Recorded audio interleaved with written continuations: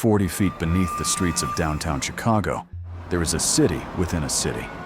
60 miles of tunnels, carved through blue clay, connecting over 50 buildings in the loop. For decades, electric trains moved coal, ash, merchandise, and mail through this underground network, all while the people walking above had no idea it existed. This was the Chicago Tunnel Company system, built in secret, operated in shadow, and abandoned so completely that by the late 20th century, most Chicagoans had forgotten it was ever there. Until April 13, 1992, when the Chicago River broke through a forgotten tunnel wall and flooded the basements of the entire downtown district.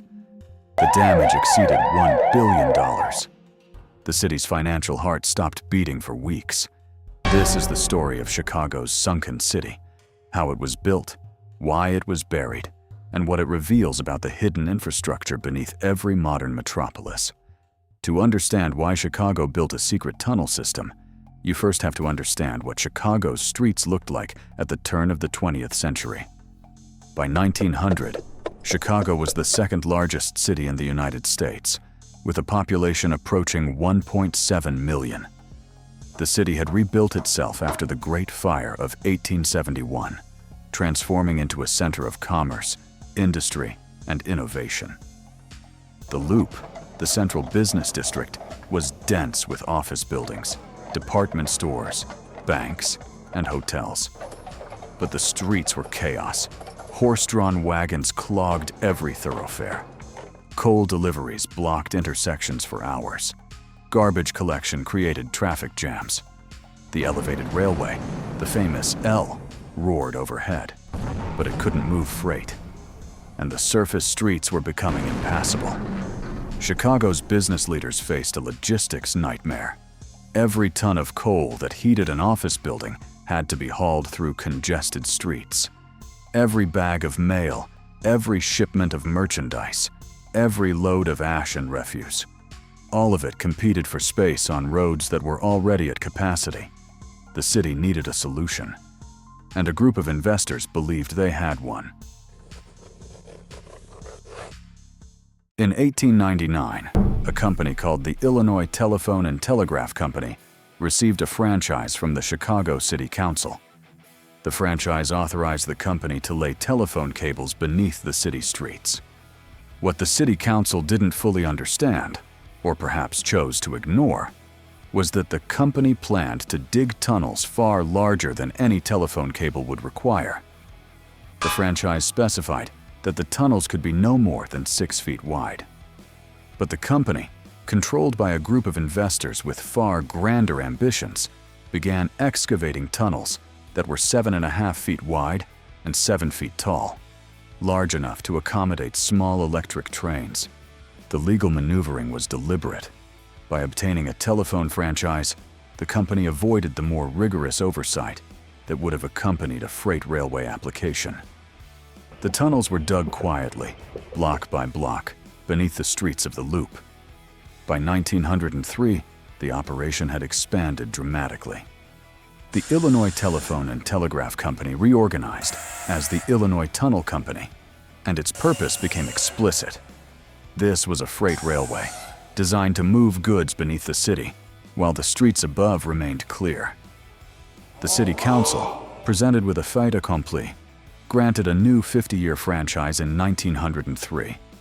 The Chicago Tunnel Company, as it became known, was officially in business. The engineering challenge was substantial.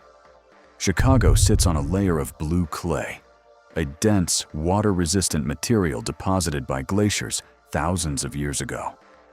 The clay extended 40 feet below street level, and it was ideal for tunneling. It was stable enough to hold its shape, soft enough to excavate without blasting, and impermeable enough to keep groundwater out.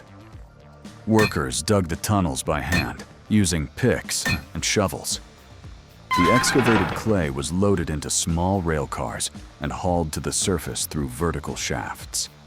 The tunnels were lined with concrete, typically 6 inches thick on the walls and floor, with a curved concrete ceiling. The system grew rapidly. By 1906, the network had expanded to over 40 miles of tunnel. By its peak in the 1910s, the system encompassed approximately 60 miles of track, connecting major buildings throughout the loop. The tunnels ran beneath the streets in a grid pattern, with spurs extending into the basements of individual buildings. Department stores like Marshall Field's had direct tunnel connections. So did the main post office, major hotels, and dozens of office buildings. Coal could be delivered directly to a building's basement without a single wagon blocking the street above. The trains themselves were electric, powered by a third rail system similar to subway technology. The locomotives were small, designed for the tight tunnel dimensions, and pulled strings of freight cars through the underground network. At its height, the system operated over 100 locomotives and 3,000 freight cars. The Chicago Tunnel Company's primary business was coal. Chicago's buildings ran on coal for heating, for hot water, for the steam engines that powered elevators and ventilation systems. Before the tunnels, coal wagons choked the streets. After the tunnels, coal moved invisibly underground. The system worked in both directions. Trains delivered coal to building basements, then hauled away the ash. This was not a trivial consideration. A large office building might burn dozens of tons of coal per week, producing mountains of ash that had to be removed.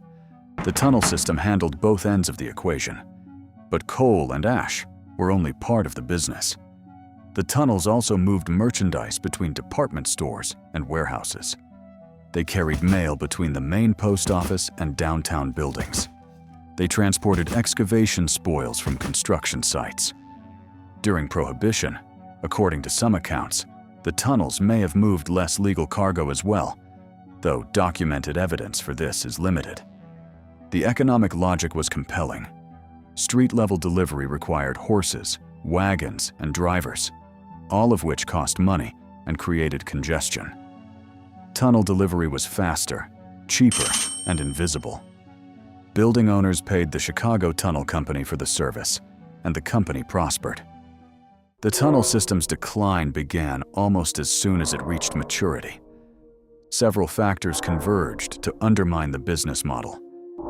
First, technology changed. The conversion from coal to oil and natural gas heating accelerated after World War I.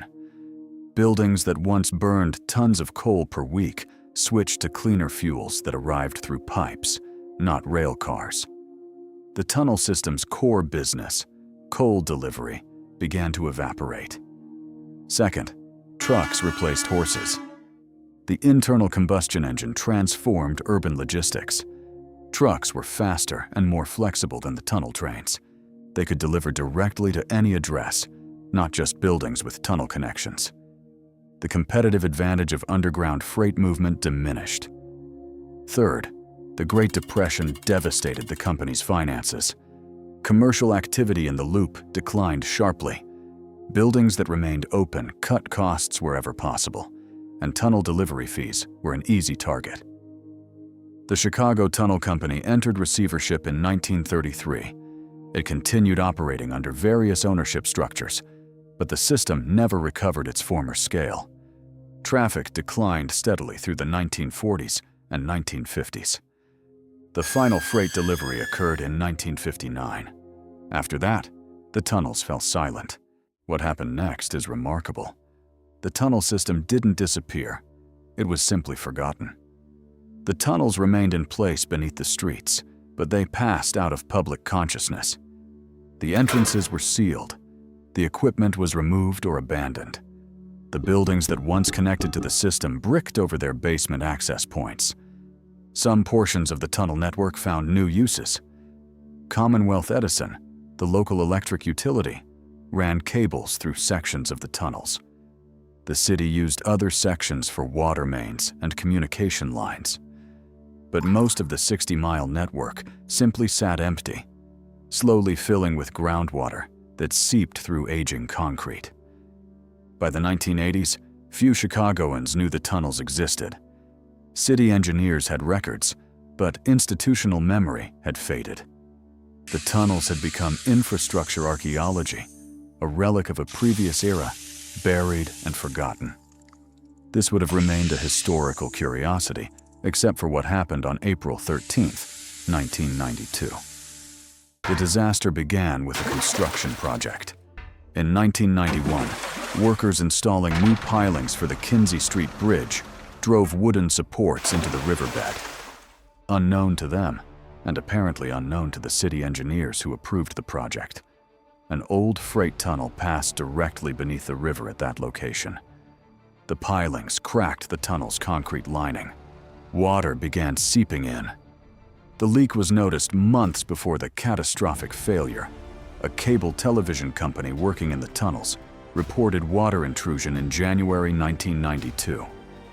But the reports were not acted upon with appropriate urgency. On April 13, 1992, the tunnel wall gave way. The Chicago River poured into the underground network at a rate estimated at over 250 million gallons. The water followed the path of least resistance, through 60 miles of interconnected tunnels, into the basements of buildings throughout the loop. The flooding was catastrophic. Water filled the basements of City Hall, the Chicago Board of Trade, Marshall Field's department store, and dozens of other buildings. Electrical systems shorted out. Heating and cooling plants were destroyed. The subway system flooded. Businesses evacuated. The loop essentially shut down for weeks. Estimates of the total damage ranged from $800 million to over $1 billion. The city's reputation for competent infrastructure management was severely damaged. The flood revealed something important. Chicago had built critical infrastructure on top of a forgotten tunnel system, and no one had maintained adequate records of what lay beneath the streets. The disaster was not caused by the tunnels themselves. It was caused by institutional amnesia.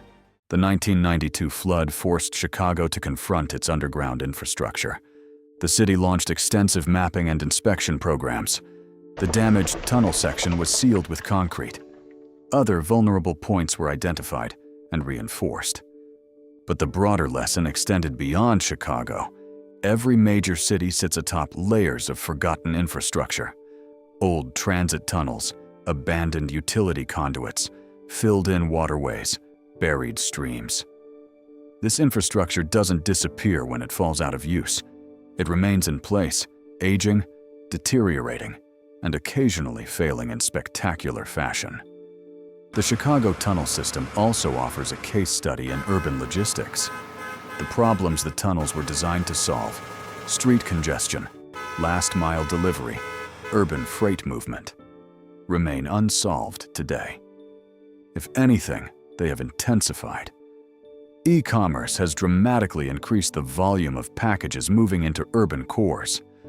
Delivery trucks clog streets, just as coal wagons did a century ago. Some urban planners have proposed reviving underground freight systems using modern technology. Automated electric vehicles could move goods through tunnel networks, reducing surface congestion and emissions. The concept is not new. It is essentially what the Chicago Tunnel Company attempted in 1903, updated with contemporary engineering. Whether such systems will ever be built remains uncertain. The capital costs are enormous, and the political challenges of underground construction in dense urban areas are formidable. But the logic that drove the original Chicago tunnels, that surface streets cannot handle unlimited freight traffic, remains as valid today as it was a century ago. Today, portions of the Chicago tunnel system still exist. Some sections have been repurposed for utility conduits. Others remain sealed and empty.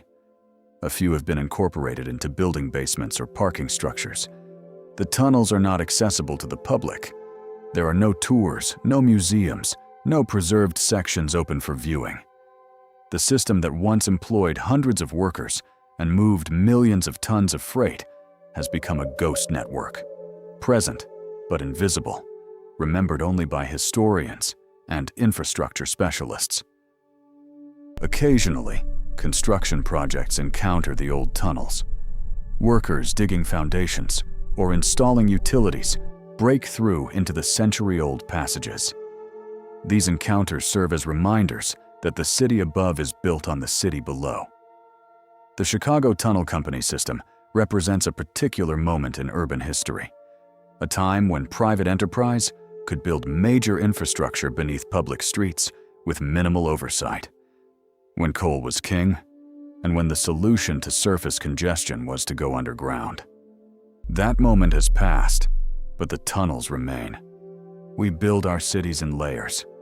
When systems become obsolete, we don't remove them.